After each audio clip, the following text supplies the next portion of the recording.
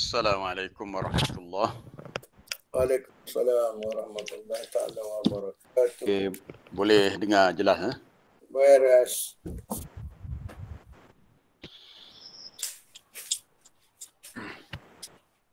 Bismillahirrahmanirrahim. Alhamdulillahi rabbil alamin.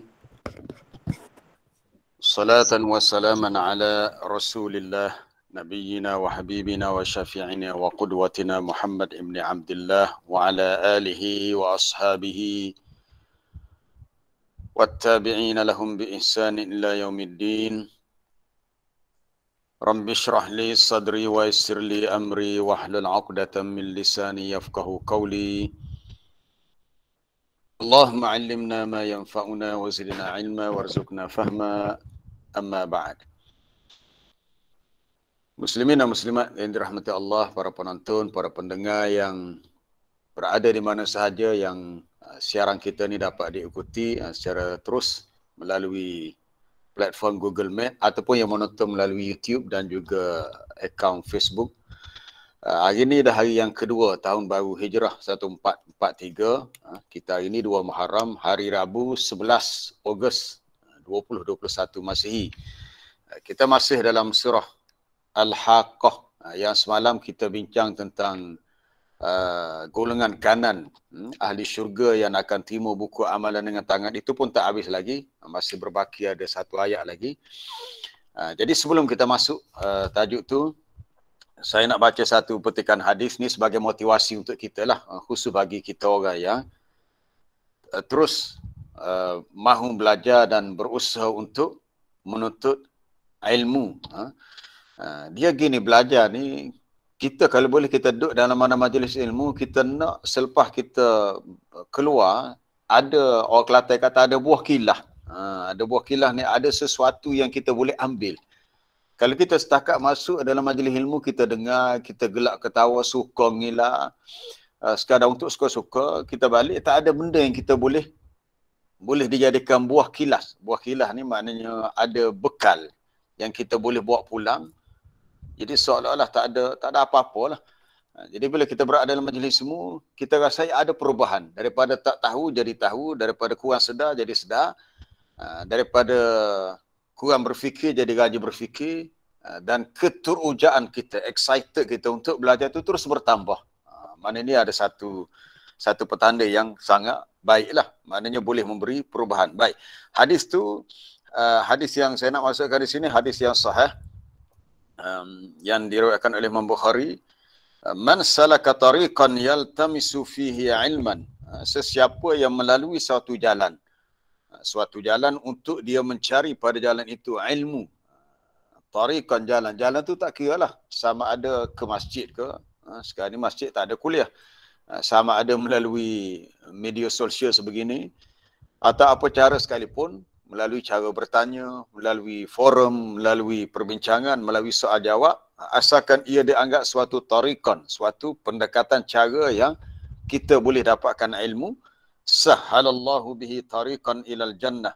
Allah Ta'ala permudahkan untuk si hamba itu, orang yang mengambil jalan itu, bagi dia mendapatkan jalan menuju ke syurga. Kemarin kita bincang tentang ayat tentang ahli syurga yang terima buku amalan sebelah tangan kanan. Jadi salah satu sebab yang memudahkan untuk seseorang itu ke syurga adalah semasa hidup di dunia, dia sentiasa mahu belajar. Ada orang yang teruja, apa-apa saja peluang untuk belajar, dia nak belajar. Ada setengah orang tak peduli, kita bagi link apa dia buat tak erti, tak tahu je. Kita kata tak apalah, kalau dia tak nak belajar dan kita sebab tak suka, boleh belajar dia. Ustaz-ustaz lain pun dia tak belajar juga. Jadi rupanya dia seorang yang memang tak minat belajar. Bagi buku-buku ilmah pun dia tak baca. Jadi kehidupan dia hanya fikir hidup untuk cari duit, cari pitih, makan minum, alangkah ruginya. Padahal Nabi dah beritahu, sesiapa yang mengambil satu jalan untuk menuntut ilmu, dipermudahkan untuknya jalan ke syurga di akhirat nanti. Baik. Lalu Nabi sebut, wa majtama'a qaumun fi baitin min buyutillah. Kalau Ustaz Rusdan nak cari matahari itu boleh type pada perkataan yang berbunyi man salaka tariqan yaltamisu fihi ilman. Tidaklah suatu kaum itu berkumpul pada rumah daripada rumah-rumah Allah. Man salaka sin lam kaf. Salaka tariqan. Salaka yasluku. Ada kawan-kawan kita dia nakal. Dia kata, oh komputer ni salaka yasluku. Komputer tiba-tiba jam. Selok. Orang kata selok. Dia pun, oh salaka yasluku. Maknanya selok. Masdarnya selok. Salaka, kaf sin lam kaf. Salaka yasluku maknanya ambil satu jalan. Kalau orang-orang yang dalam bidang tasawuf, tak tahulah tempat kita ni ramai orang yang terlibat tarikat atau tarikat ni dipanggil suluk. Suluk itu daripada perkataan salaka yasluku. Suluk, ambil satu jalan untuk dekat dengan Allah. Man salaka tariqan yaltamisu fihi ilman.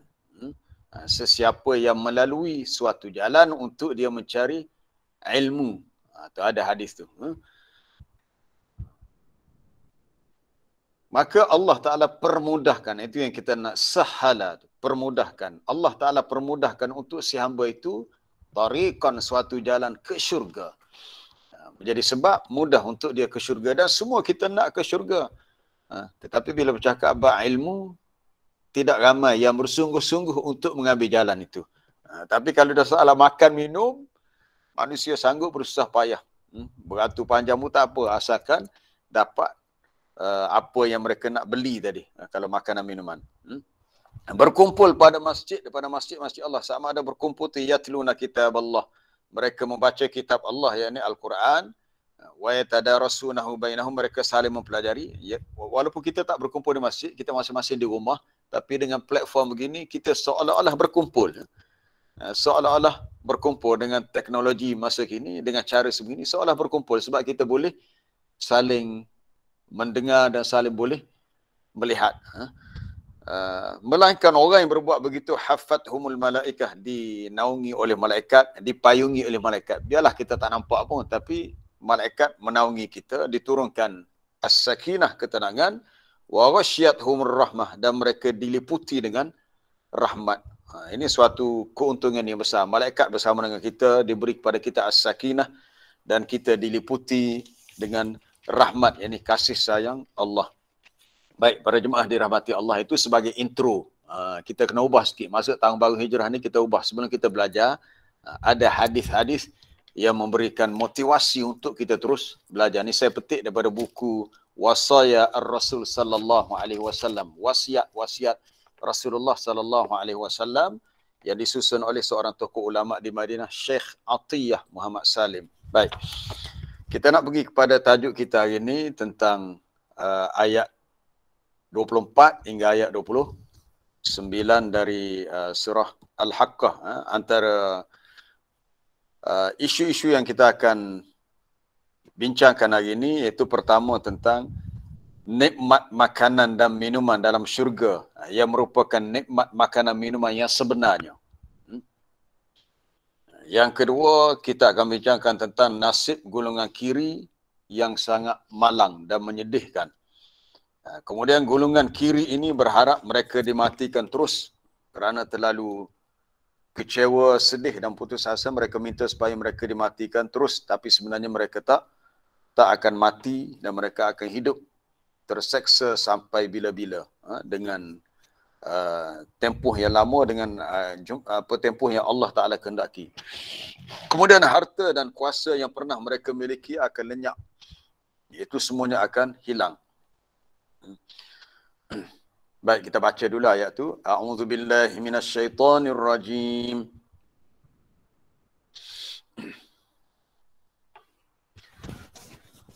Wa amma man utiya kitabahu bishimalihi fayaqulu ya laitani lam uta kitabiyah walam adri ma hisabiyah ya laitaha kanatil qadiyah ma aghna anni maliyah halaka anni sultaniyah.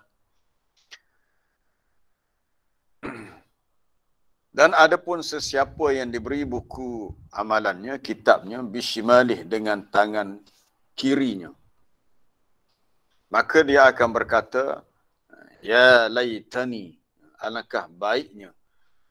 Ya laita. Laita ni kalimah yang digunakan dalam bentuk menyatakan angan-angan. Angan-angan ni bukan suatu rajak harapan, tapi sesuatu yang dia inginkan tapi mustahil dia akan capai. Ya laitani, alangkah baiknya kalaulah aku tidak diberikan buku amalanku. Kalau awal-awal aku tak dapat buku ni lebih baik. Walam adri ma hisabiyah, dan aku tidak tahu adanya perhitungan amalan bagiku. Iaitu aku tak dihisap dan tak dipanggil untuk dibicarakan. Kemudian diulang balik, ya laitaha. Sekali lagi ada kalimah laita. Kalau kita belajar dalam ilmu balaghah, ini termasuk uslub insya'i. Bagi seseorang tu dia menyatakan perkara yang dia nak tapi mustahil dia akan capai. Alangkah baiknya kalaulah al-qadiyah, ianya menjadi penyudah. Maksudnya kematian tu menjadi pemutus. Kalau mati teruslah, tak payah hidup balik dah. Tak payah tak perlu dibangkitkan semula. Alangkah baiknya kalau mati terus, jadi tanah hancur, itu lebih baik. Ma aghna anni maliyah, tidaklah dapat menolong akanku oleh kekayaanku. Maksudnya harta bendaku hari ini tak boleh tolongku sedikit pun. Kalau dia ni orang yang berkuasa, yang pernah memiliki kuasa di dunia, halaka telah binasalah segala sultaniah, segala kekuasaan yang ada padaku. Maksudnya telah lenyap, dia tak ada kuasa dah, dan dia tak ada apa-apa harta benda. Itu jika dia golongan yang disebut sebagai ashabus shimal, golongan kiri. Baik, sebelum kita masuk ayat tu, ayat tentang golongan kiri, kita nak habiskan semalam ada satu lagi ayat tentang sifat ahli syurga. Yang terakhir kita bincang kemarin tentang nikmat buah-buahan dalam syurga yang dekat, yang boleh dipetik dengan mudah. Jadi hari ini pula tentang perintah makan dan minum. Perintah makan dan minum. Ini antara nikmat yang kita lalui dalam kehidupan kita semasa di dunia adalah kita dibenarkan untuk makan dan minum. Ini suatu fitrah manusia. Manusia sama juga dengan binatang. Hidup perlu kepada makan, minum. Itu yang Allah Ta'ala tentukan. Baik. Sebelum kita lihat tentang makan minum dalam syurga sebagai satu nikmat, nikmat ni dia tak sama dengan makan minum di dunia. Di dunia kita makan minum sebab kita lah lapar. Kalau kita kenyang, bawalah makanan sesedap mana sekalipun, kita tak ada nafsu untuk makan sebab pun kita dah kenyang. Tapi dalam syurga, dia tak ada lapar.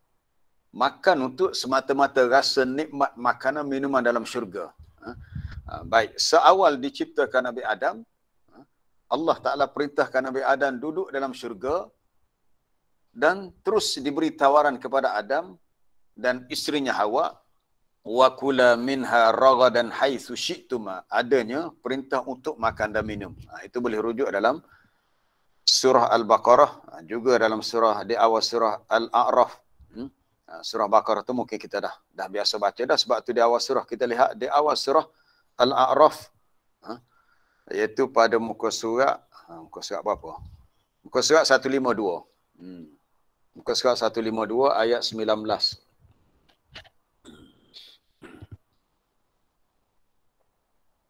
Muka surat 152.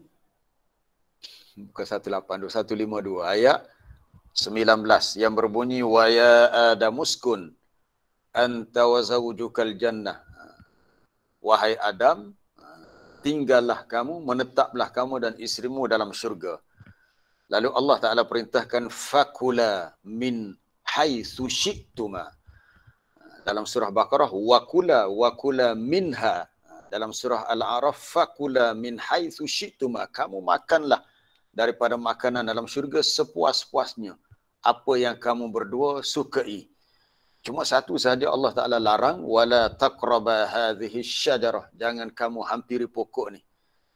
Ada kebenaran untuk makan tapi ada larangan, jangan mendekati pokok ni. Jadi kita nak fokus pada perkataan fakula, makanlah kamu berdua. Itu khitabnya kepada Adam dan Hawa. Cuma timbul tanda tanya, apa yang amalan yang telah Nabi Adam buat? sehingga dia dimasukkan dalam syurga dan dia diberi kebebasan untuk makan apa sahaja min haitsu syi'tum. Jawapannya tak ada apa-apa amalan. Ini suatu imtinanan min Allah, satu kurniaan daripada Allah. Jadi kita faham daripada ayat ni, Allah Ta'ala ciptakan manusia ni untuk ditempatkan dalam syurga. Allah Ta'ala ciptakan manusia bermula dengan Nabi Adam, memang Allah Ta'ala nak bubuh kita dalam syurga.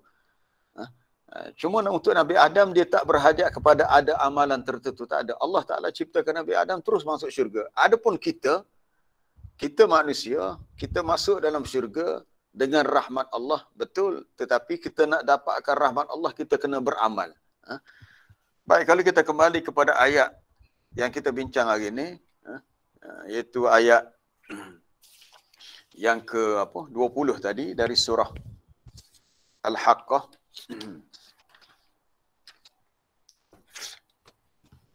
Ayat 24 yang ber-20 pula, ayat 24 tadi. Di akhir ayat tu Allah Ta'ala sebut bima aslaftum fil ayyamil khaliyah.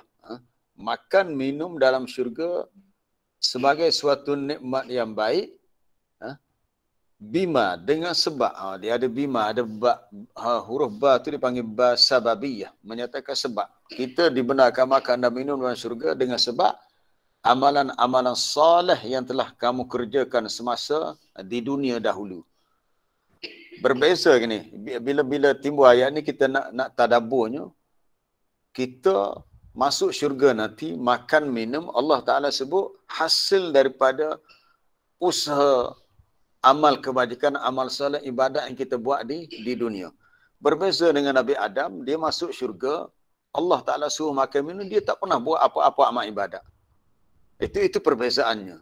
Kerana Allah Ta'ala menghendaki begitu. Kita kena faham, kita masuk syurga dengan rahmat Allah.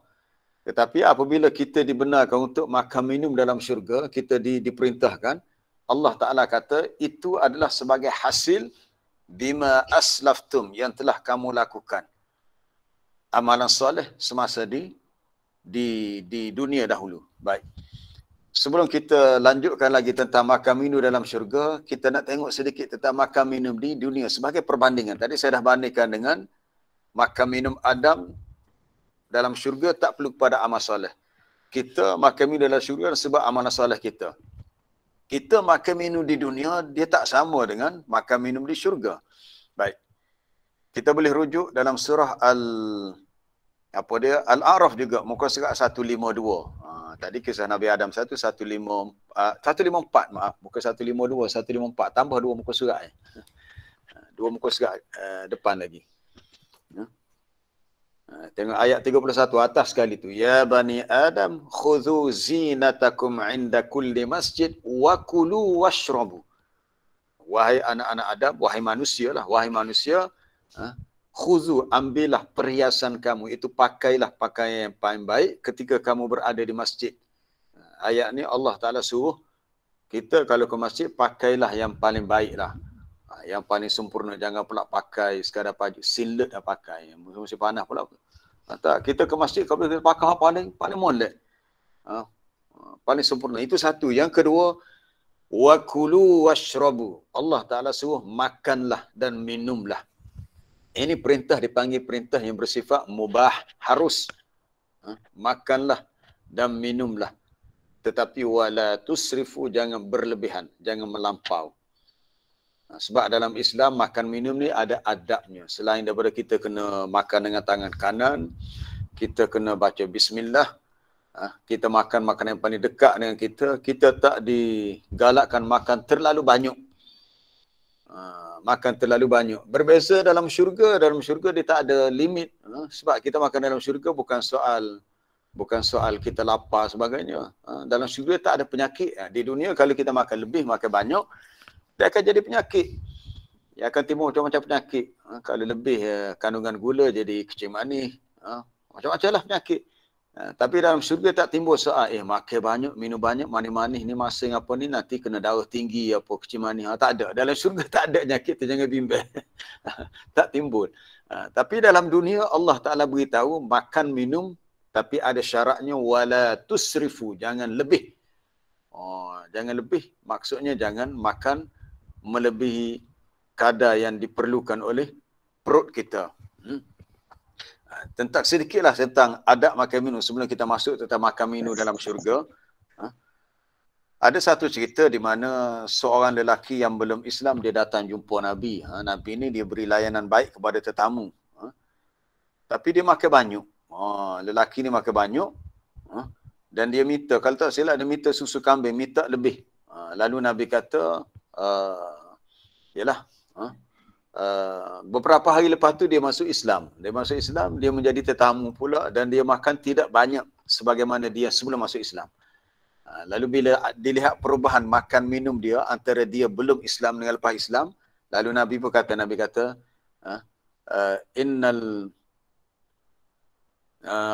innal kafir ya'kulu fi mi'an wahid. Innal kafir, sesungguhnya orang kafir mereka makan dalam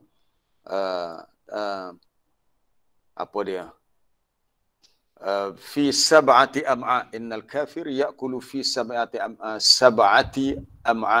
Orang kafir dia makan dalam 7 perut. Makan banyak. Wal mu'min ya'kulu fi ma'an wahid. Ya'kulu fi sab'ati am'a. Sab'ati am'a. Alif mim ain alif hamzah. Lepas alif ada hamzah. Am'a itu maknanya usus daripada ma'an. Orang kafir dia makan dalam 7 perut. Tak jumpa. Ya'kulu. Ya'kulu tertinggal hamzah. Orang mukmin dia makan dalam 1 perut. Dia tak makan banyak. Tapi orang kafir dia makan 7 perut. Makan banyak. Akhirnya makan yang banyak tu menyebabkan timbul masalah ataupun timbul penyakit lah. Sebab itu dalam Islam kita kalau makan, Nabi kata kalau fa'in kana labudda, kalau tak dapat tidak nak makan banyak juga, pastikan kamu makan sulusun li ta'amih wa sulusun li syarabihi wa sulusun li nafasihi. 1/3 untuk makannya. Tu baru jumpa hadis tu. Orang Muslim, orang Islam dia makan fi mi'an wahid, 1 perut. Maksud 1 perut tu ialah makan tak banyak. Perut serupa je belaka. Mi'an tu merujuk pada usus. Orang kafir dia kulu dia makan fi sab'ati am'ain, dalam 7 perut ataupun dalam kadar yang banyaklah. Jadi nilai akhlak yang agama nak ajar di sini ialah kita orang Islam jangan makan over, jangan makan lebih. Makan lebih. Dah makan pagi, belum sampai tengah pukul 10 makan lagi. Makan semua. Tak putus-putus makan. Jadi akan timbul masalah kepada kesihatan kita. Nak makan banyak, tunggulah dalam syurga nanti dia tak ada limit, tak ada hadnya.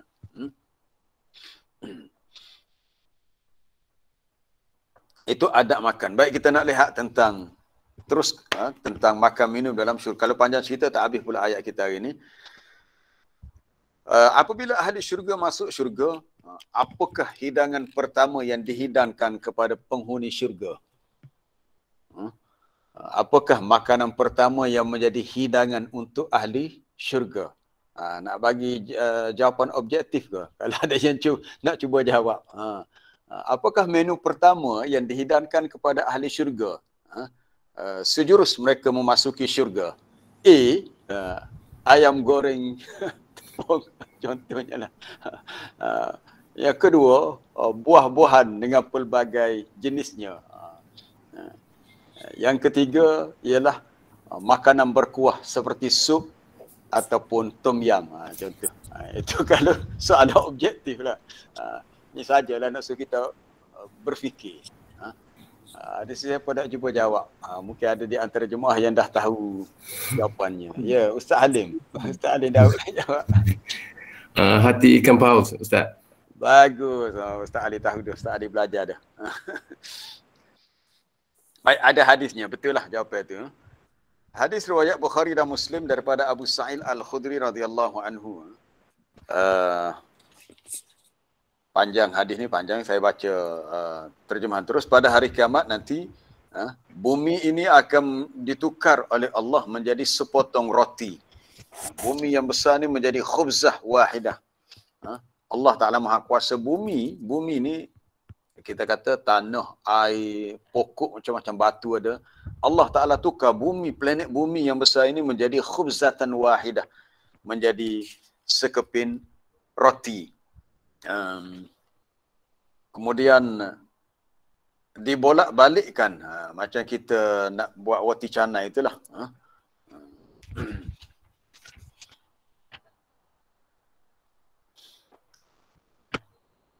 Kemudian dia menjadi hidangan ahli syurga. Datanglah seorang Yahudi.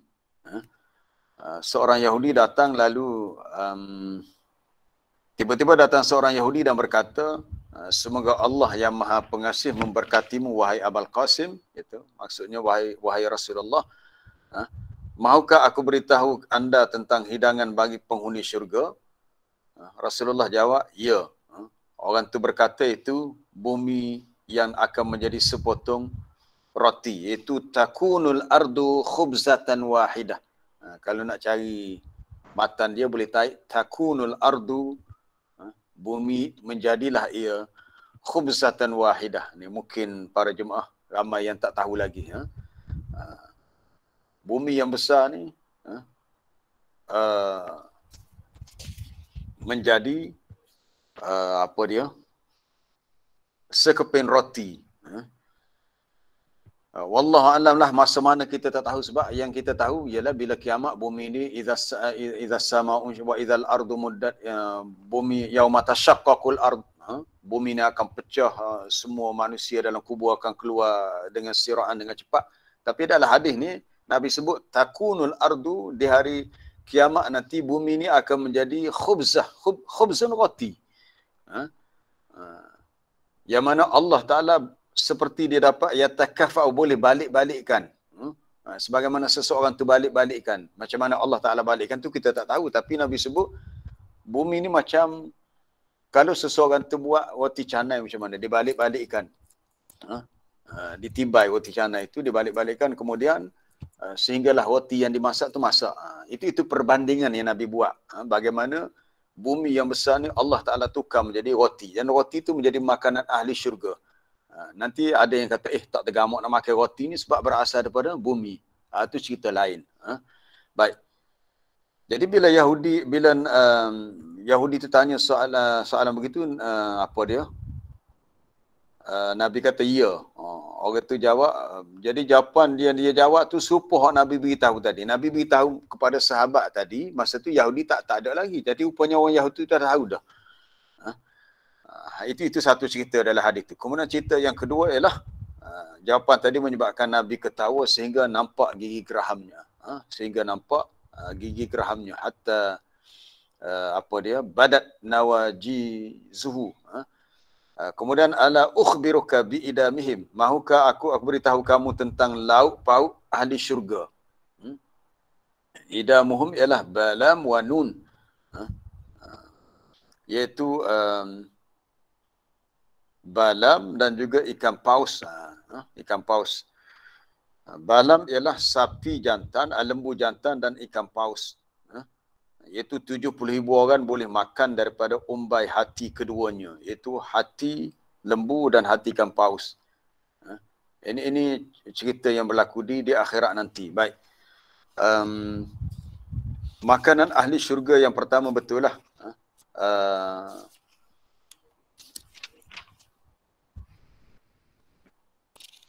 Ziyadah kabidi hud. Kalau tarik perkataan ziyadah kabid kaf badal hud, itu hati ikan paus. Kita pula jangan terkejut kata masuk syurga hidangan pertama hati ikan paus. Aku bukan suka makan hati ikan ni. Hati lembu aku tak makan. Kita al-jannah itu ziyadah kabidid hud. Adanya makanan dalam bentuk ziyadah ni hak lebih pada hati ikan paus. Lebih macam mana kita tak pastilah, tapi pada bahagian hati ikan paus. Dan ia sesuatu yang lazat, yang sedap. Sebab nikmat syurga kita tak boleh nak bandingkan kelazatannya dengan nikmat makanan di dunia. Itu yang makanan pertama lah. Makanan pertama. Wa ma awwalu ta'amin. Ceritanya bila apabila Abdullah bin Salam adalah soalan-soalan yang ditanya oleh orang Yahudi itu, kata Abdullah bin Salam, ada beberapa soalan. Salah satu soalan yang dia tanya adalah, apakah makanan pertama ma awwalu ta'amin ya'kuluhu ahlul jannah? Apakah makanan pertama yang dimakan oleh ahli syurga sejurus mereka masuk ke syurga? Jadi jawapan Nabi ada di bawah tu, Nabi beritahu, iaitu ziyadah kabid. Awwalu ta'amin ya'kulu ahlul jannah ziyadah kabid hud. Tambahan hati ikan paus. Itu kalau kita nak tahulah. Baik, kemudian tentang nikmat makanan, minuman dalam syurga yang apa lagi? Hak paling banyak disebut dalam Quran adalah buah-buahan dan juga daging burung.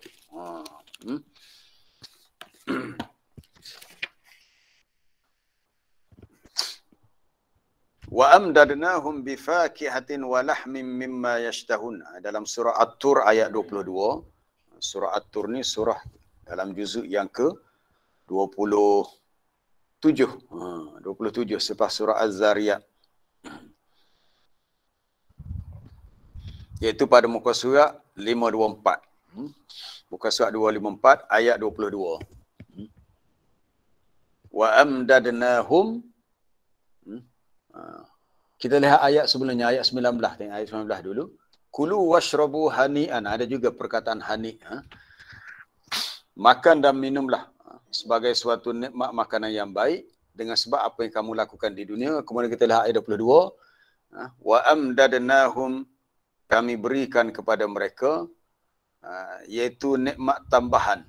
Amdad itu nikmat tambahan selain daripada makanan minuman yang lain, ditambah lagi dengan fakihah, buah-buahan, walahmin, dan daging dari jenis yang mereka inginkan. Mimma yashtahun. Itu makanan ahli syurga. Ada buah-buahan dan ada daging. Apa sahaja yang mereka inginkan. Buah apa, daging apa, semuanya ada.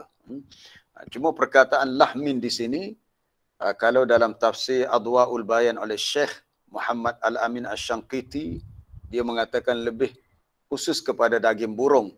Sebab dalam suratul Waqiah Allah Ta'ala sebut dengan walahmi tayrin mimma yashtahun. Daging burung yang mereka inginkan. Jadi keinginan tu lebih spesifik kepada daging burung. Dalam suratul Waqiah ayat 21.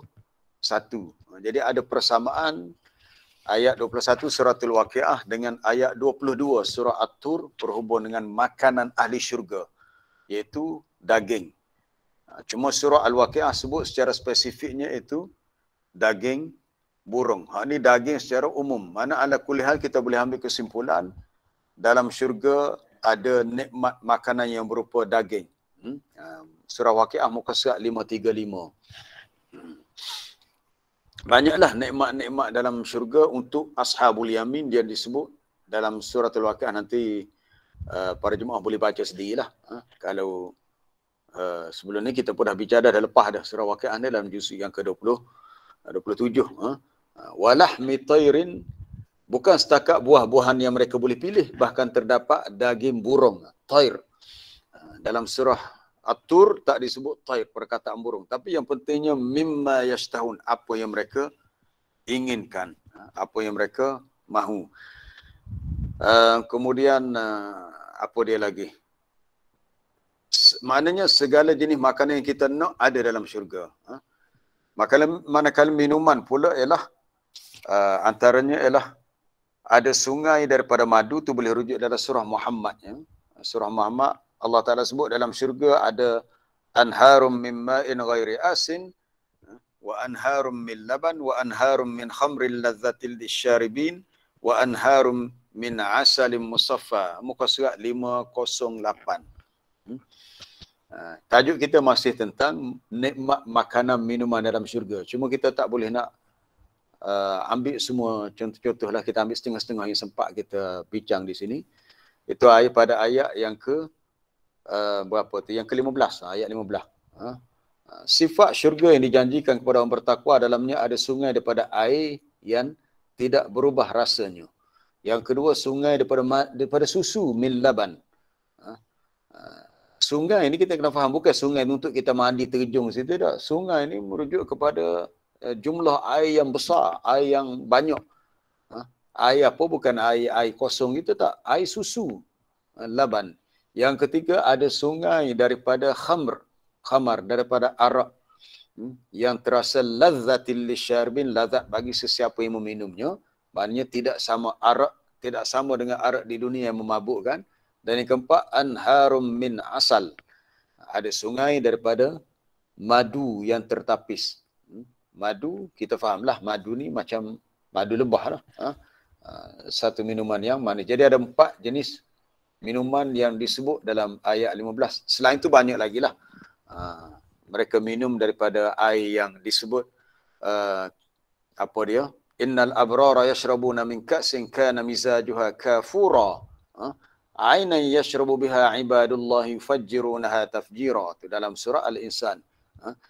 Kemudian mereka akan minum air yang disebut dengan nama salsabila. Ainan, sejenis minuman dalam syurga yang kana mizajuha zanjabila. Itu dia antara menarik juga kalau, ialah biasa kalau pagi Jumaat, rakaat kedua, kita disunatkan baca surah Al-Insan. Sebab memang dalam hadis Nabi pun begitulah. Nabi pernah baca surah ni dalam solat subuh rakaat yang kedua. Sebab dalam surah tu banyak cerita tentang nikmat-nikmat syurga. Mereka diberi minum dengan suatu kasan, gelas. Dalam gelas itu airnya, dia punya campuran dia adalah zanjabila. Apa dia zanjabila? Zanjabil ni halia. Zanjabil. Dia adalah suatu ainan, suatu sumber minuman dalam syurga yang dinamakan salsabila. Salsabila ni nama minuman dalam syurga. Jadi banyaklah, maknanya banyak. Minuman dalam syurga ni ada pelbagai pilihan. Jadi seseorang tu boleh minum apa sahaja yang mereka nak minum. Baik. Kita kembali kepada ayat 24 surah Al-Haqqah. Dalam ayat tu Allah Ta'ala sebut hani'an. Okay. Ada perkataan hani'an. Makan, minum sebagai nikmat yang lazat dan baik kesudahannya. Hani'an. Baik, lazat. Maknanya seseorang tu makan dengan rasa sangat berselera dan nikmat. Makan dengan berselera, sedap. Mana hani'an nak beritahu makanan tu benar-benar sedap, lazat, dan kita makan pun rasa sangat-sangat happy, suka. Ada tak ayat lain yang cerita, cerita lain ada perkataan hani'an? Cari ada di awal surah An-Nisa. Ini cerita lain tapi ada kaitan dengan hani'an. Apa ceritanya? Di awal surah An-Nisa ayat yang keempat. Ayat keempat ini dalam bab perkahwinan. Muka surat 77 ya. Muka surat 77. Tekan nombor muka surat aja. Page 77. Awal surah An-Nisa ayat keempat dalam bab, ini masuk dalam bab mas kahwin.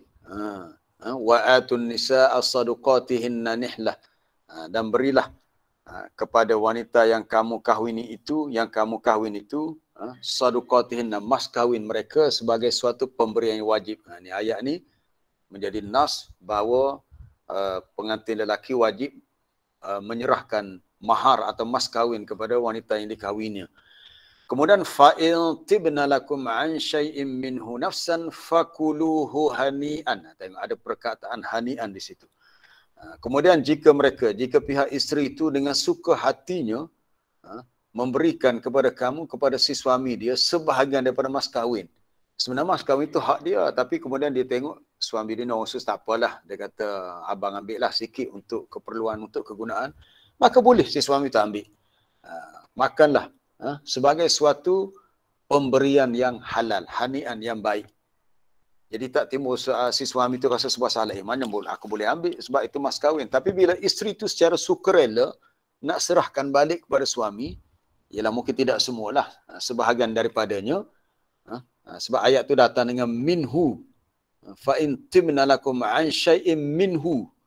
menunjukkan sebahagian daripada mas kahwin itu isi serah balik pada suami, maka tidaklah perlu si suami rasa keberatan untuk mengambilnya. Allah Ta'ala kata, fakuluhu, boleh kamu makan, ambil sebagai sesuatu yang bersifat hani'an mari'ah.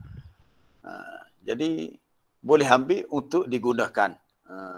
Jadi sama dengan sifat makanan dalam syurga, minuman dalam syurga yang Allah Ta'ala sebut dalam ayat 24 surah Al-Haqqah, ada perkataan hani'an. Boleh makan dengan penuh rasa selera, suka dan nikmat. Alhamdulillah. Allahu Akbar. Itulah yang bila kita beramal, ialah kita bukan kata bila kita buat amal ibadat, kita bercita-cita dalam syurga kita boleh makan itu dan ini. Kalau kita tak tahu cita-cita pun memang kita boleh makan minum, kita boleh. Kita akan dapat Allah Ta'ala dengan rahmatnya, dia akan beri nikmat yang tak habis-habis. Sebagai suatu nikmat yang disebut tak terhitung. Nikmat dalam syurga, nikmat yang tak mampu untuk dihitung. Memanglah nikmat Allah Ta'ala banyak. Nikmat dunia yang tak seberapa pun memang tak terhitung oleh kita. Apatah lagi nikmat dalam syurga. Dalam surah An-Naba, Inna lil muttaqina mafazan hadaika wa a'naba. Surah yang pertama dalam juzuk 30, muka surat 583. Muka surat 583. Inna lil muttaqina mafazan. Sesungguhnya bagi orang-orang bertakwa, mereka mendapat syurga. Yang mafazan ni tempat kemenangan, syurga lah. Hadaika wa a'naba. Dalam syurga tu ada taman-taman, hadaik daripada hadikah, ada taman bunga dan ada juga buah-buahan, terutamanya a'naba, anggur. Sebab tu saya pernah saya hantar itu dalam grup kita tentang kisah apa hari itu, kisah tuan punya kebun ketika kita baca surah Al-Qalam hari itu. Sebab ada pendapat daripada Mujahid mengatakan tanaman yang ditanaman oleh tuan punya kebun itu adalah pokok buah anggur. Jadi bila kita tengok buah anggur, kita teringat kepada ayat yang sebut antara nikmat makanan dalam syurga yang paling menonjol, yang paling menyerlah adalah buah anggur, a'nab ataupun inab. Kemudian adanya wakawa'iba atraba, bidadari-bidadari syurga yang sangat perawan dan sebaya umurnya. Kemudian adanya minuman waka'san dihaqa, adanya piala atau gelas yang penuh berisi dengan minuman. Mereka tidak mendengar dalam syurga lagwan wala kidzaba, perkara yang sia-sia atau perkara yang dusta. Semua nikmat dalam syurga tu Allah Ta'ala beritahu jazaan mir rabbika ata'an hisaba. Semua itu adalah balasan dari Tuhanmu. Balasan daripada Tuhanmu sebagai suatu limpah kurnia yang dikira cukup. Cukup banyaklah. Cukup banyak untuk diberikan kepada si hamba. Memang nikmat Allah Ta'ala ni sangat banyak. Jadi sentiasalah kita memuji Allah. Alhamdulillah. Allah Ta'ala ni sangat baik dan sayang kepada hamba-hamba ni. Allah Ta'ala ciptakan kita. Dia bagi rezeki kepada kita. Dia bagi kesihatan kepada kita. Dia bagi kepada kita sahabat-sahabat yang baik. Dia bagi kita peluang untuk kita berada dalam majlis ilmu. Kita bertemu, kita niat kerananya. Lepas ni kita berpisah, masing-masing ada urusan sendiri pun kerananya. Itu di antara sifat-sifat orang yang berkasih sayang pada jalan Allah. Mereka bertemu kerana Allah, mereka berpisah kerana Allah. Dan semoga apa yang kita lakukan menjadi asbab kita pernah bersama di sini kerana Allah. Dan di akhirat nanti insya-Allah dalam syurga kita dapat bersama kerana Allah. Dan kita boleh beritahu walaupun Allah Ta'ala memang dah tahu, kata ya Allah, kami para jemaah yang bersama dalam majlis tadabbur Quran, kami belajar ayat-ayat-Mu, izinkanlah kami untuk bersama menikmati nikmat syurga secara bersama. Maknanya kita bahagia di dunia dan kita nak yang utama kita dapat sama-sama mengecapi bahagia dalam syurga. Sebab kita telah melalui jalan yang Allah Ta'ala kehendaki, iaitu dia suruh kita belajar, menuntut ilmu, baca ayatnya, belajar ayat-ayatnya. Para jemaah yang dirahmati Allah, berbaki sedikit masa lagi kita pergi kepada ayat yang berikutnya. Memang tak sempatlah nak baca semua tu, iaitu golongan kiri. Golongan yang bernasib malang, yang diberi buku amalan sebelah tangan kiri. Wa amma man utiya kitabahu bishimalih. Adapun orang yang diberi buku amalan dengan tangan kiri, maka dia berkata, ya laitani lam uta kitabiyah. Alangkah baiknya kalau tidak diberikan buku amalan ini kepada aku tidak mengetahui adanya hisab bagiku, dan kematian itu menjadi penyudah bagi segala-galanya. Baik, bagaimana terima buku amanah sebelah tangan kiri? Dalam tafsiran ayat surah Al-Insyiqaq, Al-Insyiqaq pun ada ayat yang sama itu, wa amma man utiya kitabahu wara'a zahrih. Muka surat 589. Muka surat 589. Sebab dalam surah Al-Insyiqaq Allah Taala sebut terima sebelah belakang. Ayat dalam surah ayat dalam surah Al-Haqqah sebut terima sebelah tangan kiri. Jadi kita nak taufik macam mana kita nak gabungkan. Kita nak satukan dua dalil, satu dalil sebut tangan kiri. Kita fahamlah tangan kiri lah. Tapi terima daripada sebelah belakang. Itu ayat 10 tu, wa amma man utiya kitabahu wara'a zahri. Sesiapa yang terima buku amalannya daripada sebelah belakang. Tapi dia ada dalam terjemahan tu, dia ada dalam kurungan tu dengan tangan kiri. Saya tertanya-tanya kenapa Syekh Abdullah Masmi memasukkan dengan tangan kiri, sedangkan dalam ayat tu tak sebut tangan kiri pun disebut wara'a zahri. Bila kita rujuk dalam tafsir Ibn Kathir, rupanya maksud sebelah tangan kiri, dalam tafsir Ibn Kathir, wa amma man utiya kitabahu wara'a zahri, ai bishimalihi. Itu dalam tafsir Ibn Kathir dia kata ai bishimalihi min wara'i zahri, iaitu terima dengan tangan kiri melalui belakang. Macam mana? Macam mana tu ialah katanya tusna yaduhu ila wara'ihi. Tangan dia jadi terbalik. Macam mana jadi terbalik? Tangan kita ni biasa ialah kita tak boleh payahlah bahu kita ni kalau nak pusing gitu. Tiba-tiba tangan kita ni boleh. Itulah orang yang terima buku amalan sebelah tangan kiri itu, tangan dia akan jadi terbalik ke belakang. Padahal muka dia ke depan. Muka dia bukan ke belakang, tapi tangan kiri dia tu boleh dipusing. Mana dia tak perlu bersusah payah nak ambil sebelah kiri dengan kena menoleh tak. Dengan mudah tangan dia boleh diubah, ditukar tangan dia ke belakang. Lalu wa yu'ta kitabahu biha kadzalik. Lalu diberi buku amalan tu begitu. Itu disebut oleh Ibn Kathir dalam tafsirnya. Tapi itu tafsiran itu berdasarkan apa yang difahami daripada siyaqul ayat, daripada jalan cerita dalam ayat. Kemudian orang yang terima buku amalan tu menaruh cita-cita, angan-angan lah. Angan-angan kalau dia terus dimatikan. Kalau mati tu. Lebih-lebih lagi apabila orang-orang kafir melihat binatang-binatang yang dihidupkan mati semula. Kenapa pula cerita binatang ni? Kita buka balik surah An-Naba tadi. Surah Amma Yatasa'alun dalam juzuk yang ke-30 tadi. Muka surat yang sama tadi, muka surat 583. Kita rujuk sekali lagi muka surat 583. Di akhir surah tu, inna anzarnakum azaban qariban yawma yanzurul mar'u ma qaddamat yadah wa yaqulul kafiru ya laitani kuntu turaba. Inna anzarnakum. Sesungguhnya kami nak mengingatkan kepada kamu, memberi amaran kepada kamu dengan azab yang qariban, yang sudah dekat.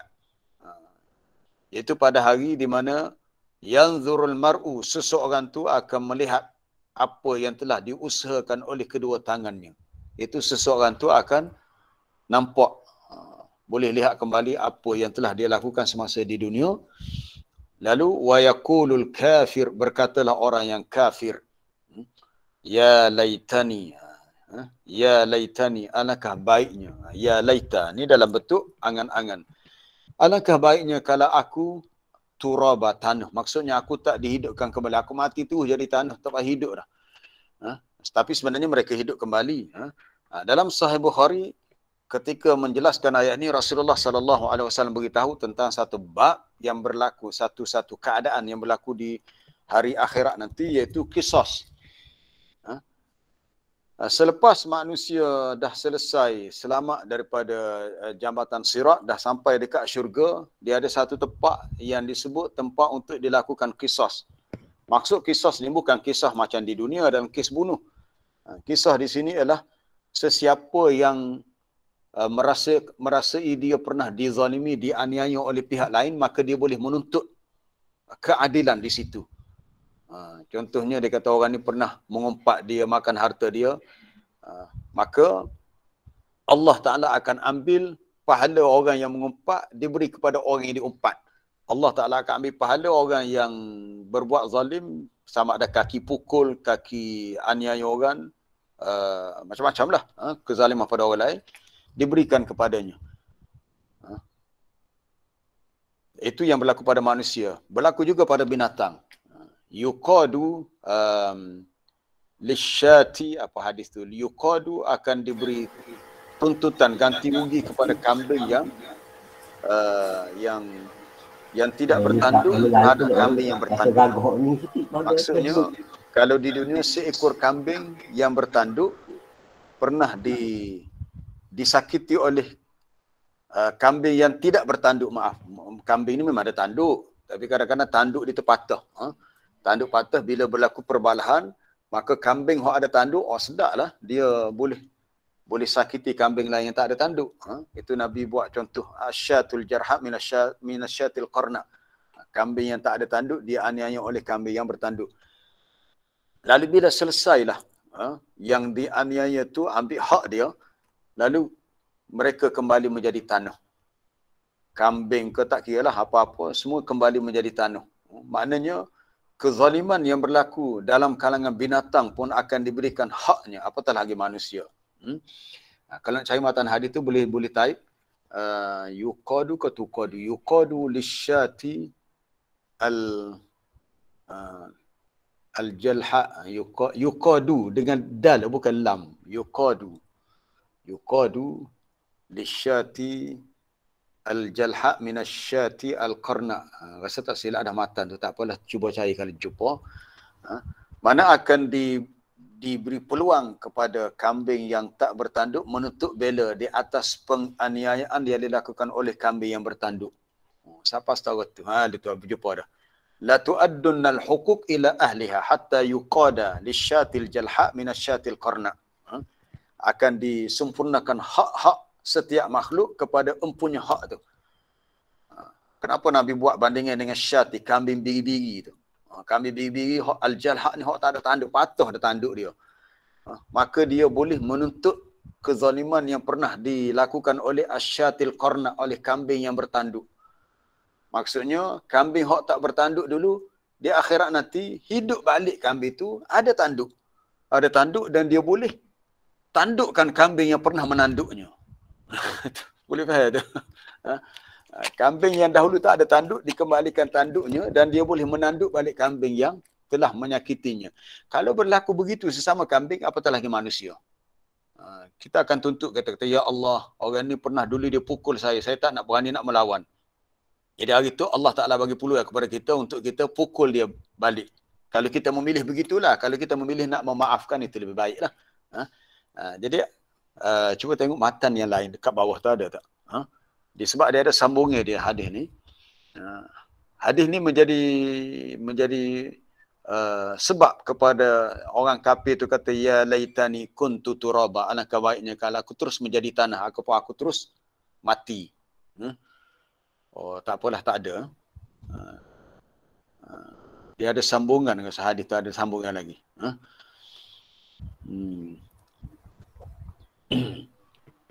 Maknanya mereka akan menaruh suatu angan-angan supaya mereka terus mati, tapi sebenarnya mereka tak akan mati dah. Kerana di akhirat nanti mati itu sudah disembelih. Sebelum kita berhenti, mati itu sudah disembelih.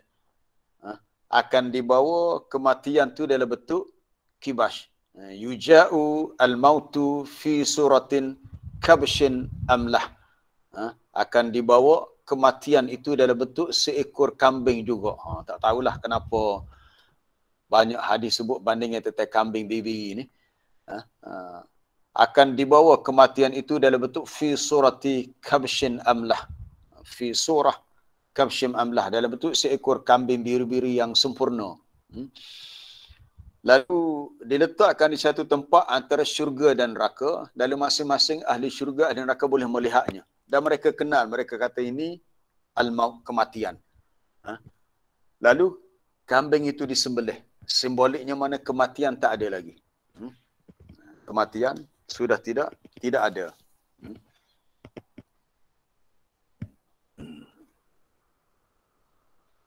Lalu apabila yuja'u dibawa datang dalam bentuk kibash yang amlah, lalu fayuzbah.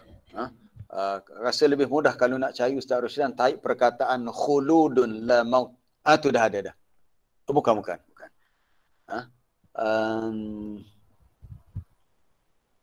Khuludun, tarik perkataan khuludun la maut. Kita dah 7.30, 7.32 dah. Khuludun la maut. Kekal, tak ada lagi mati. Ini yang menyebabkan orang kafir bercita-cita nak mati tu, tapi tak ada mati dah. Khuludun la maut, kekal selama-lamanya, tak ada ke mana tu. Yuqalu li ahli jannah. Apabila dibawa kambing tadi untuk disembelih dan masing-masing ahli syurga, ahli neraka dapat melihatnya, lalu dikatakan kepada mereka, kalau kamu melihat kambing ini disembelih, kambing ini dah mati, mana tak ada lagi maknanya tak ada lagi kematian bagi kehidupan di alam akhirat. Lalu dikatakan kepada ahli syurga, ya ahlal jannah khuludun la maut. Wahai ahli syurga, kamu kekal selama-lamanya dalam syurga, tak ada lagi mati. Dan dikatakan li ahli nar, kepada ahli neraka, ya ahlan nar khuludun la maut. Wahai ahli neraka, kamu pun sama juga, kamu kekal dalam neraka, kamu tak akan mati. Maknanya kamu akan terseksa sampai bila-bila. La haula wala quwata illa billah. Ini hadis yang sahih, riwayat Bukhari. Dan sahabat yang meriwayatkannya adalah Abu Hurairah. Jadi bila ahli syurga dengar begini, bertambahlah kegembiraan mereka. Manakala ahli neraka pula, bila mereka mendengar begini, maka bertambahlah rasa sedih, duka cita dan terseksanya mereka. Sebab mereka akan kekal dalam kesakitan, tak tahu sampai bila. Jadi sebab itulah timbulnya angan-angan tadi, ya laitaha kanatil qadhiyah, alangkah baiknya kalau aku mati, dan mati itu menjadi penyudah segala-galanya. Sebab kita pun tahu bila mati sesalah kesakitan. Sebab tu orang zaman sekarang yang kita dengar dalam kes bila berlaku pandemik ni, orang yang diuji dengan ujian yang kuat dan tak mampu nak menghadapi ujian, mereka mengambil jalan singkat, bunuh diri. Sebab mereka diingat bila mati bunuh diri, masalah hidup mereka di dunia selesai. Sebenarnya tak selesai, akan muncul pula di sana masalah yang lebih besar. Mereka akan terima hukuman Allah kerana mereka bertindak bunuh diri sendiri. Jadi kerja tu adalah kerja tak sekedik lah. Kalau nak guna bahasa kasar lagi, kerja bodoh lah. Ada masalah di dunia, bunuh diri, gantung diri, terjun bangunan, terjun sungai. Kita tak boleh lari daripada masalah di dunia. Selesai, hilang di dunia, dia akan timbul masalah lain di akhirat. Kita mesti kembali kepada Allah, minta Allah Ta'ala bantu kita untuk menghadapi ujian dalam kehidupan. Jadi sambungan tu insya-Allah kita sambung lain kali lah, masa tidak mengizinkan. Sebab saya pun ada soalan ke? Kalau ada soalan. Assalamualaikum Ustaz. Assalamualaikum. Salam. Ni ada dua soalan Ustaz ni. Pertama mengenai mas kahwin Ustaz, mas kahwin. Ya. Lagu mana, macam mana kalau pihak perempuan dia bagi sejumlah wang kepada pihak bakal suami dia semata-mata untuk tengok mas kahwin dia tinggi, lepas tu hantar balik. Hantar balik kepada dia lah. Cuma itu nampak tinggi mas kahwin. Tak payah hantar balik tu macam mana? Lepas hantar katalah mas suami bakal suami dia tu ada 3,000 je. Okay. Lepas tu dia suruh nampak 5,000 je pun. Ya bagilah 2,000 lagi duit bakal perempuan tu, dia bagilah 2,000 lagi. Jadi 5,000. maka Tok Imam pun akadlah 5,000 mas kahwin. Lepas tu tak kira lah. Ya suruh suami tu pulangkan balik duit dia 2,000 tu. So, lagu mana boleh ke tak? Satu. Yang kedua, mengenai dengan tangan kiri, tangan kanan ni tak. Neh. Tadi ke hak makan minum tadi ke. Katalah kita ni Tuhan takdir dah kita ni kidal. Tak? Kidal. Jadi bila kita nak minum, terutamanya nak megai dah. Kita pegang cabar minum guna tangan kiri ataupun pegang sudu masa nak ambil kuah. Kita tak boleh nak cuba dah, tapi tak boleh. Masalah kidal ni. Okey, terima kasih Ustaz. Itu dua tu. Ya. Jadi itu mas kahwin, itulah mas kahwin ini sebenarnya itu kewajipan si suami. Cuma bila dia tak mampu nak beri banyak, cuma bagi pihak pengantin perempuan dia mungkin rasa malulah kalau suami dia tak dapat bagi jumlah yang banyak. Lalu sebagai suatu, kita kata macam satu helah lah. Dia kata dia tambah duit dia. Sebenarnya tak dikira sebab mas kahwin tu bukan daripada pihak isteri. Supaya nampak banyak jadi daripada 3 tu jadi 5, dia pun tambah 2 lagi. Lepas tu bagi dia semula. Jadi kalau dia bagi, dia ambil, macam kita kata macam pinjam lah. Macam pinjam. Tapi kalau pinjam kesemata pada suami, tapi dikira bukan hak suami, hak asal lah. Kecuali kalau dia bagi daripada awal lagi, dia kata aku bagi kepada kamu untuk ni. Tapi dia jangan letakkan syarat kena apa dia? Pulangkan balik. Kena bayar balik. Memang dia kena bagi pun. Memang si suami kena bagi pun sebab mas kahwin. Tapi hak bahagian 2,000 tu si suami dikira berhutang dan dia kena tambah lain kali. Dia kena tambah lain kali sebab dikira dia telah berhutang. Dia tidak hak 3,000 tu betul lah tunai. Hak ditambah tu dikira berhutang. Baik si suami kena bayar kecuali kalau si isteri dia dari segi kira bicaranya memang dia kena bagilah. Dia bagi. Kemudian kalau si isteri nak ambil, dia ambil. Tapi kalau dia dah macam tu dia sendiri, si isteri sendiri yang nak supaya jumlah 3 tu jadi 5, maknanya mungkin atas sukarela dia walaupun suami tu dah bagi, dia akan serah balik kepada suami. Tapi dalam kes tu dia dikira macam berhutang lah. Sebab dia tak boleh dia kena guna hak asal, jumlah hak asal. Tapi sebenarnya dalam kes ni dia tak perlu sebenarnya. Saya melihat tidak perlu. Ni uruf kita sebenarnya terikat dengan uruf. Mungkin bagi pihak perempuan itu dia rasa aib kalau dia mendapat mas kahwin yang rendah. Dia tak disyaratkan banyak. Mas kahwin ni Nabi kata iltamis wala khataman min hadid. Walaupun hanyalah sebentuk cincin besi, tak apa, bolehlah kamu gunakan sebagai mas kahwin. Dalam hadis Sa'ad bin Sa'id As-Sa'idi, datang seorang lelaki bila nak berkahwin. Nabi kata, apa yang kamu ada untuk dijadikan mahar mas kahwin? Dia kata tak ada apa-apa. Tak ada apa-apa. Cuma dia kata adalah beberapa surah dalam Quran yang aku hafal. Jadi Nabi kata tak apalah mas kahwinnya, kamu ajarkan kepada bakal isteri kamu ayat yang kamu hafal tu, ajar. Maka ayat itulah yang dijadikan mas kahwin. Nabi kata zawwajtukaha bima ma'aka minal Quran. Zawwajtukaha, aku kahwinkan engkau dengan dia dengan sebab Quran yang ada pada kamu, iaitu dengan ayat Quran yang kamu ajar tadi. Itulah yang menjadi mas kahwin. Mana dalam Islam urusan mas kahwin ini mudah. Cuma sama ada banyak atau sikit itu terpulang kepada kemampuan bagi pihak lelaki. Tapi kalau seorang lelaki itu mampu untuk beri banyak, atas dia lah. Sebab dalam mas kahwin ini dia tak ada limit. Pernah berlaku zaman Khalifah Umar di mana bila isu mas kahwin ini jadi tinggi, ramai kaum lelaki mengadu kepada Nabi. Dia kata pihak pengantin perempuan meletakkan mas kahwin yang tinggi gini. Lalu Umar meletakkan syarat. Dia kata sesiapa yang nak berkahwin janganlah dipaksa pihak keluarga lelaki mas kahwinnya tinggi. Lalu datang seorang wanita. Dia kata, wahai Amirul Mukminin, adakah kamu lupa yang Allah Ta'ala beritahu mas kahwin itu adalah kintaran, suatu jumlah harta yang banyak.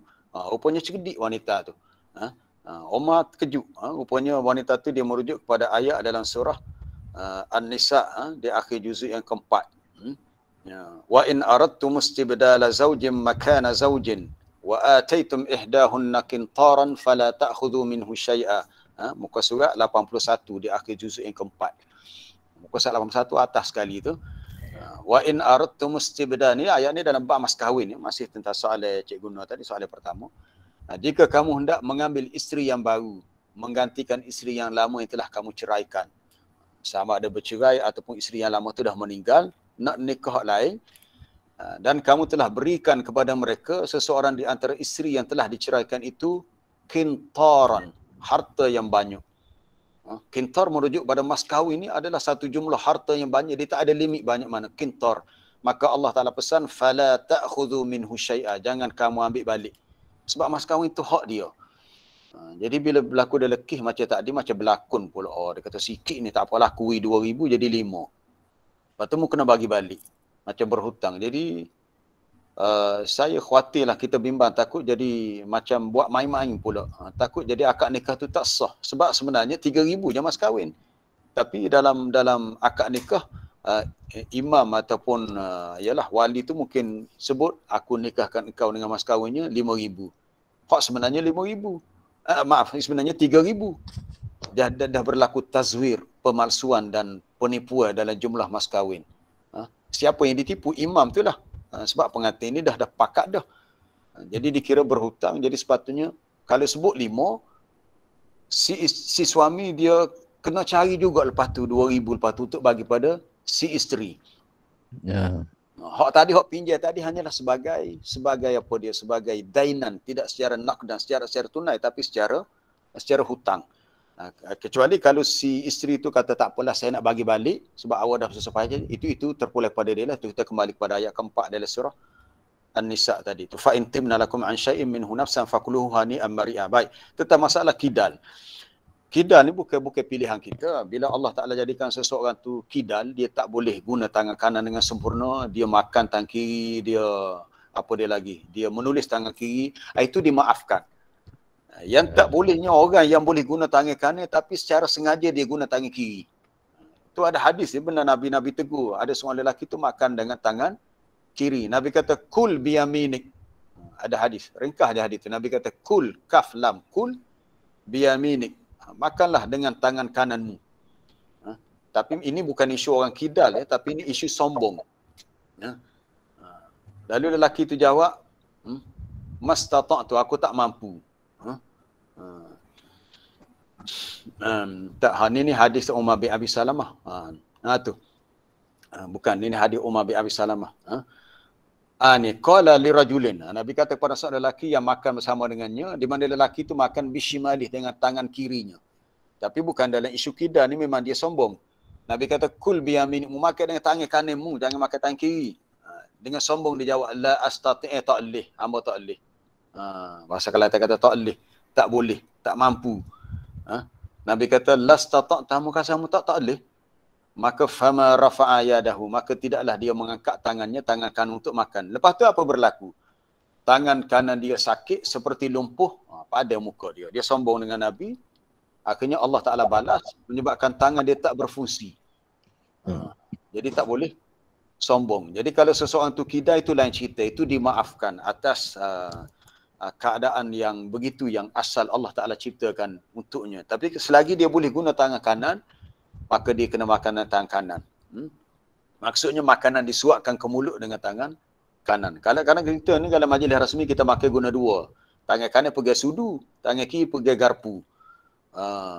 Biasanya kalau makan apa dia, sosej yang potong-potong sosej ke apa, ikutlah. BBQ daging bakar, ayam bakar, kambing bakar. Kita potong-potong dengan tangan kanan, tangan kiri kita pegang garpu. So kita pun cocok daging tadi. Kita terlupa kita telah suap daging pada hujung garpu dengan tangan kanan. Kita pegang garpu tangan. Tak boleh. Bila nak suap ke mulut, kita tukar ambil tangan kanan untuk pegang garpu tadi. Supaya makanan yang masuk ke mulut kita adalah dengan tangan kanan. Larangan Nabi ni sebab supaya cara kita makan tu tak sama dengan cara makan syaitan. Kan ada hadis Nabi lagi, la ta'kulu bishimal wa la tasrabu bishimal. Jangan kamu makan dengan tangan kiri. Jangan minum dengan tangan kiri. Fa inna syaitan, kerana syaitan ya'kulu bishimalih. Kalau nak taik, Ustaz Rusdan taik. Fa inna syaitan ya'kulu bishimalih wa yashrabu bishimalih. Syaitan dia makan dengan tangan kiri dia minum tangan kiri. Oh, syaitan ada tangan juga. Macam mana tangan dia tak tahulah. Tapi Nabi kata syaitan makan dengan tangan kiri. Bishimalihi. Wa yakul bishimalihi. Dan minum pun dengan dia makan tangan kiri, minum tangan kiri. Jadi supaya perbuatan kita tidak sama dengan syaitan, maka tidak boleh kita guna tangan kiri. La yakulu ahadukum bishimalihi. Jangan seseorang kamu makan dengan tangan kirinya kerana syaitan makan dengan tangan kirinya. Wa yashrabu bishimalihi. Makan dengan tangan kirinya. Dimaafkan bagi orang yang ada masalah kidal. Wallahu a'lam. Terima kasih Ustaz. Assalamualaikum Ustaz. Assalamualaikum. Ya, salam. Apa? Okeylah, saya dulu lah. Cik Baki, ya, Cik Baki. Berkenaan dengan kisos di akhirat kan. Ya, Ni mana-mana binatang yang pernah kena tanduk di dunia dia akan boleh balas lembu ke manusia sendiri ke.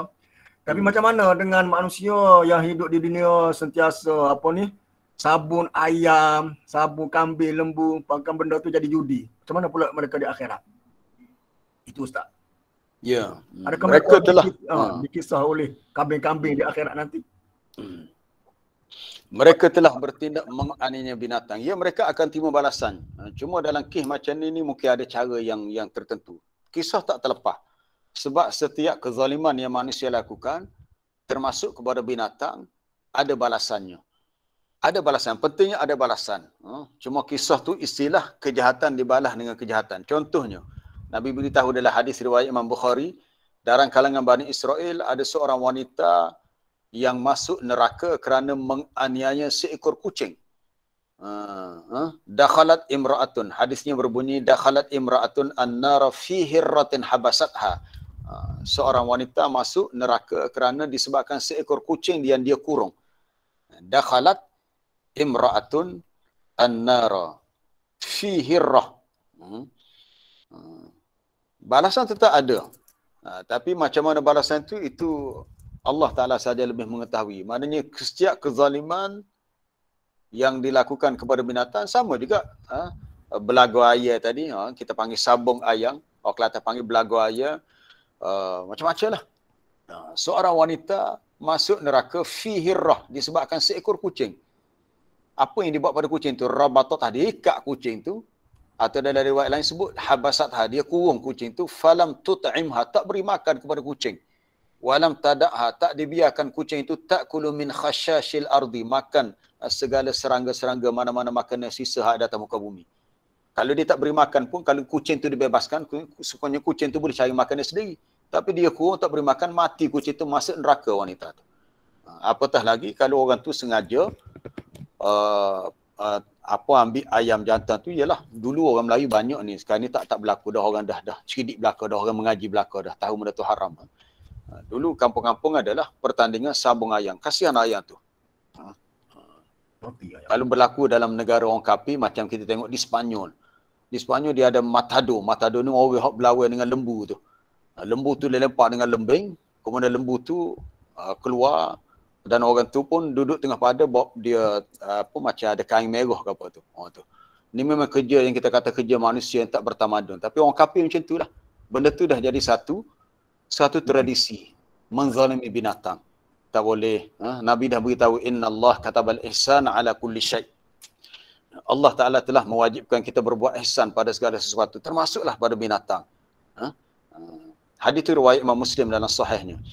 Innallaha katabal ihsan ala kulli syai'. InsyaAllah ni terakhir ya, sebab kita dah 7.50 dah.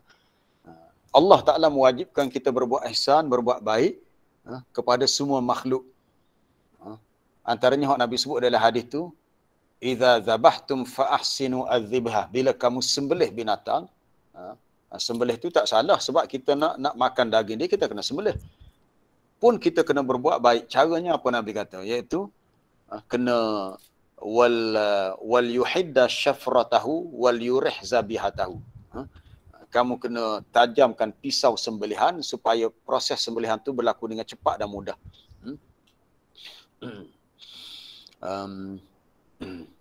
Tu. Idza zabahtum fa ahsinu adzibha. Apabila kamu sembelih, maka perelokkan sembelihan. Maksud berbuat ihsan kepada makhluk. Jadi kalau sengaja belagu air apa sebagainya tak boleh. Itu zalim lah.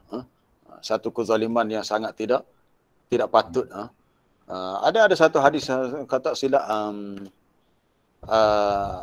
seorang sahabat dia dia menangkap burung. Rupanya burung ni ada anak dalam sarang dia. Jadi Nabi suruh kembalikan. Nabi kata nyanyi kepada anak burung tu. Ada hadis saya lupa dalam matan apa dia punya dalam kitab apa.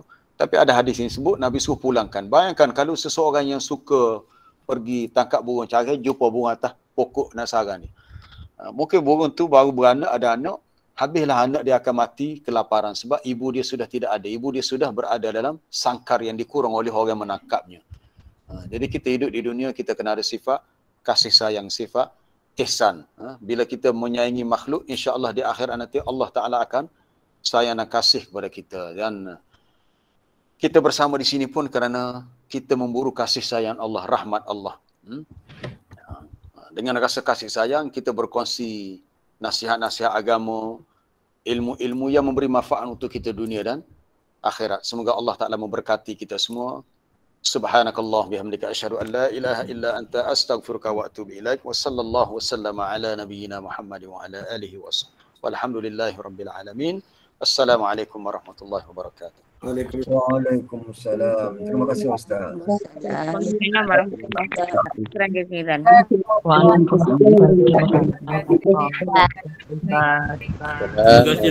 Assalamualaikum.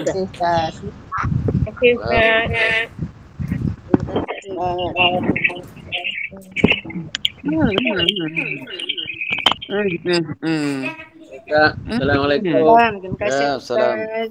Jangan lupa.